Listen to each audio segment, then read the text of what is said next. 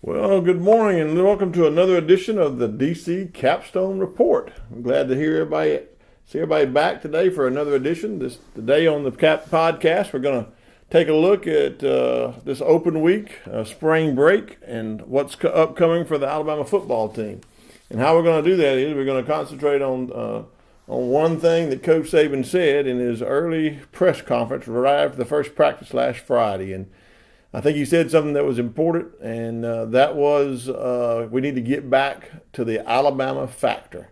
So today on the podcast, in the first segment, we're going to take a look at what is this Alabama factor and what did Coach Saban mean by we need to get back to it, and kind of read between the lines as to maybe what happened last year. In our second segment, we're going to look at the Alabama offense. What is the Alabama factor for Alabama offense? And then our third and final segment, we're going to look at the Alabama defense. What is the Alabama factor for the Alabama defense, and how can we get back to doing what we used to do? The DC Capstone Report is featured each Tuesday morning on Tide 102.9, The Morning Blitz with Martin Houston. You can listen live at Tide1029.com. Well, here on the first segment, we're going to take a look at the Alabama factor and what that means. Coach Saban came off in his press conference within the first few seconds of his opening remarks after the first day of practice, and he said something I think that's amazing, just a ring a bell. I believe that it's when you look between the lines to see what he's talking about, it tells us a lot about last year's team and maybe the challenges for this year's team. And this is what he said. He said, in the opening statements there, a few minutes into his talk, he said, what we need to do is reestablish the Alabama factor, get back to the Alabama factor. And he went on to say that he used words like what I believe the Alabama factor to be is to play dependable, play with humility, to play with the team in mind, and not look at the outcome, but look at how you can get better individually each day to do your job, and to avoid distractions, and to be team-minded, not so individually minded. So, what is the Alabama factor? Out there all over the nation, when you say the word Bama factor, Alabama factor, there's a lot of different meanings for it. For example, when someone says the Bama factor, when they're talking about the NFL draft, we've known that to be that, Alabama produces players that are ready to play at the next level. And there's a lot of NFL teams that go all in on Alabama because of their process and because of the players that come out ready to play.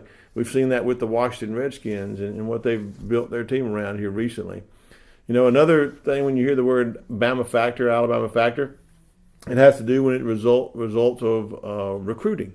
And we know that the Alabama factor in recruiting means that Alabama has the best recruiting classes, and they have the top-notch facilities, they have the most championships, the best coaches, and the opportunities to play at the next level. So that's the Alabama factor in recruiting. Well, I think Coach Saban used it in the terminology of the Alabama factor about a way to get back to where we used to be to establish. So I think by him saying that, I said to a friend of mine, like Coach Saban in his very first press conference, he comes off the top rope with a big move and saying this, hey, we need to reestablish the Alabama factor. I think by saying and using the word reestablish, and I believe Coach Saban picks his words and chooses his words wisely. I believe when he's speaking at a press conference, he's not speaking to us. He's speaking to his team, his players, his coaches, about having to develop an identity for this 2019 team to work toward. And I believe that by using the word reestablish, he in himself is making a statement that we lost something last year. And we lost a little bit of that Alabama factor. We lost a little bit of that Bama factor. Well, what are we talking about? He went on to say that we need to reestablish the Alabama factor in dependability, in integrity, in humility, in working toward a common goal as a team. So I think putting the team first, doing your job individually each play, to go out there and be disciplined. Use the word discipline, and don't make uncharacteristic mistakes. We make uncharacteristic mistakes when we're not disciplined. I think all this is a direct result of how the season ended last year, and probably how the season ended was just a microcosm of the entire season and things that we didn't really know were taking place on the team, but now have come out to light in recent days. And I think what Coach Saban was trying to establish was, hey, we need to be more team-oriented. We need to focus on what we can do as an individual to do our job and do our job the best without looking at outcomes, without looking at my playing time, without looking at scoreboard, without looking at wins. But what can I do to go out there and affect the play the best way I can on this play, this one play at a time mentality, and put the team first. And I think that by Coach Saban saying that, we kind of got away from that a little bit. We didn't play the game against Clemson the way we played the Alabama way in past, and it looked a little different on the field with transition. Some of this time in the offseason, we've heard a few things. We've heard that Yabi Anoma, after the season, he flirted with the idea of transferring. We heard that last year, Najee Harris flirted with the idea of not enough playing time, going somewhere else. And then it's come out recently with I think NFL analyst Todd McShay making some statements regarding Jonah Williams, in that Jonah Williams was asked to move to center last year, and he pretty much said no. He didn't want to move to center. And so all of those things, if you take those based on what Coach Saban was saying, maybe a little bit of the team factor was lost at Alabama. And I think that's a big part of the process, and that's a big part of the Alabama factor. Playing as a team, not playing as individuals, but playing with the team's best interest in mind. And if you look at the players that are succeeding in the next level in NFL, those are Alabama players that played just like that, with the team's best interest in mind, and not necessarily on their own, looking for their own best interest. Now we can see this past year, Jalen Hurts was a prime example of playing with the team's best interest in mind, sticking around, doing what he could for the team, and then not even talking about leaving until after the whole season was over with. So I think he's the one that brought the team together. But clearly there were players on this team, both on offense and defense, that had their own agendas. They wanted to do what was best for them to play at the next level. They wanted to do what was best for them to play their best at this, and not necessarily for the team. So when you hear stories like Jonah Williams and Najee Harris and others, we make these assumptions that everybody's playing for the team, when necessarily that may not be the case. So I think this coming season is going to be a higher emphasis on doing individual work, doing your job to do the best job you can with the team in mind. In other words, having humility, being dependable, being disciplined, enough to do what you have to do individually to make the team succeed. And I think that's going to go a long way in this Alabama factor, being a part of reestablishing that identity coming up in the 2019 season. You have been listening to the DC Capstone Report. The DC Capstone Report is brought to you each time this week by RollTideBama.com and FreelancePitchers.com. Well, on the second segment today, we want to take a look at that Alabama factor, that Alabama identity, and how it should translate this year on the offensive side of the ball. What do we need to do to get back to that Alabama factor? Well, I think Coach Saban said in his press conference something else that gives us a hint of that. He says Coach Sarkisian is going to come in. He's going to play our style, our ball. And I think by meaning that is he's going to get back to an offensive scheme, an offensive philosophy that plays Alabama style that we've had in the past.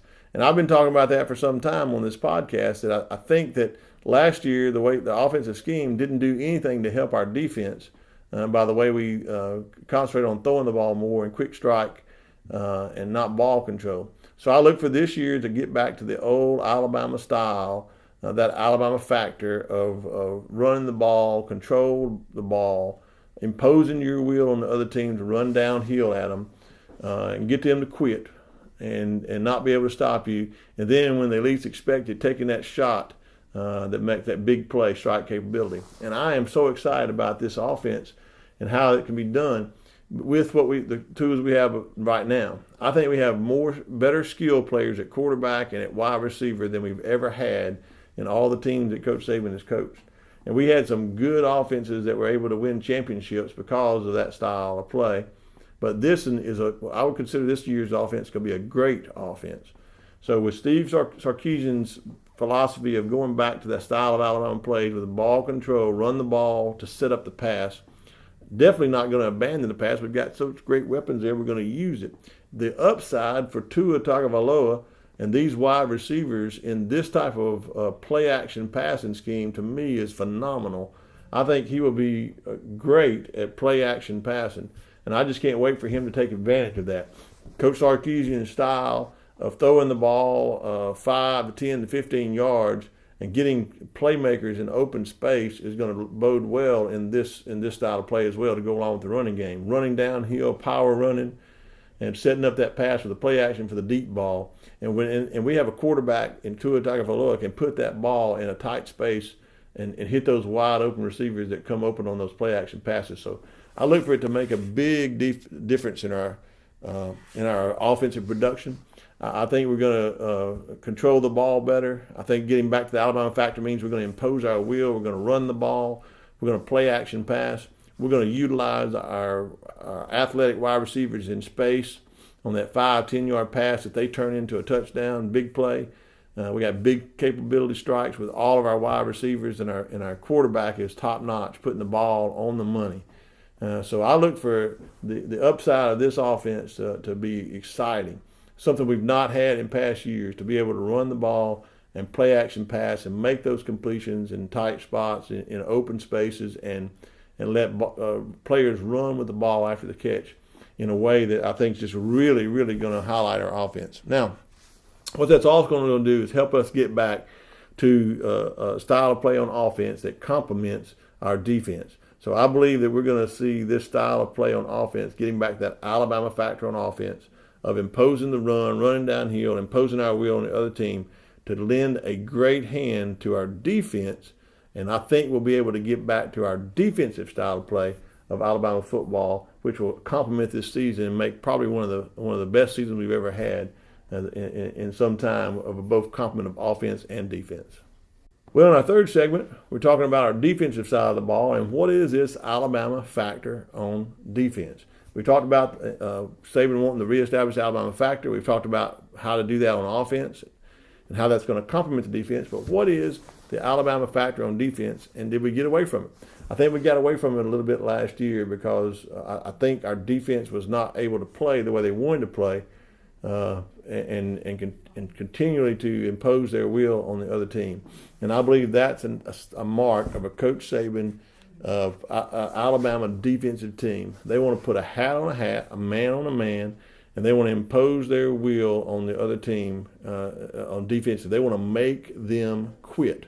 And I think that we're going to get back to that in that style of play. I think we're able to get back to that style of play this year. I believe Coach Saban will focus on defense to get him back to physicality, being aggressive, and imposing your will on that player in front of you. And if every player will do their job to play their position, do what they have to do within their scheme of things, I believe it's going to make our defense just take off to an even greater level. He also said something in his opening press conference that was interesting as well. The injuries seem to come back to a better injuries, better opportunities for people to come back playing healthy. So that means we got Terrell Lewis coming back, Chris Allen coming back, Trayvon Diggs coming back healthy, Jalen Armour Davis coming back healthy. All of these guys have an opportunity to come back and contribute in spring. Will do a great job of getting this defensive unit to be cohesive and to gel together. I look for us to be aggressive on the defensive line. I look for us to be aggressive on our defensive ends, rushing the passer. I think that's one thing we got away from last year. We didn't put enough pressure on the quarterback. We definitely didn't put enough pressure on the quarterback in the Clemson game. We weren't aggressive enough on our play, and I believe that we're going to be able to do that this coming year in 2019 to get back to an Alabama old school style of just hard hitting, man on man, head on a helmet, and imposing our will on the other team. So I think that in itself, when you look at that combination of our offense being a ball control offense, getting back that old style of run the ball to set up the pass, take the time off the clock, imposing your will on the other defense, and then our defense being able to come on the field and impose our will on the offensive side of the ball, then you're going to get back to where Alabama has been in the past on defense. A feared defense, a number one defense in the nation, being able to stop the run, being able to stop the pass. And you get back to where Coach Saban wants us to be. And where does he want us to be? He wants to get back to that Alabama factor. And what has always been the Alabama factor on defense? Coach Saban has always said, you want to get to a point where they don't want to play you. They don't want to play Alabama because they know it's going to be a slugfest. They know it's going to be a tough game. They know this is going to be a hard-hitting game, and they just don't want to play Alabama. You impose your will on the team that even before the game starts, they don't want to play Alabama. And definitely in the fourth quarter, they give up. They quit. You make them quit. And I think that's where we want to be on in our defense this year. Coach Saban wants to get back to the old style of laying it on them, imposing our will on them, getting off the field on third down, something we couldn't do last year, being physical to a point of making the other team quit. I think if we get to the point where we get back this Alabama factor on offense, on defense, we have the potential to be one of the best teams that Alabama has ever put on the field. And I know that's a bold statement of all the great teams we have. But if we can recapture and reestablish that Alabama identity of the Alabama factor that we've talked about, and I believe we can. If we do that this year and the players buy in, that's what it's going to take. It's going to take the players buying in to an individual to do their job to the best of their ability to the betterment of the team and get the team in mind instead of individual goals in mind. If we do that and everybody comes out of this looking team-oriented to impose the Alabama factor on offense and defense, then this 2019 Alabama team may just be the best team that Saban has ever put on the field. You have been listening to the DC Capstone Report. The DC Capstone Report is brought to you each time this week by RollTideBama.com and FreelancePictures.com. Be sure to go online and check us out on DCCapstoneReport.com for future updates.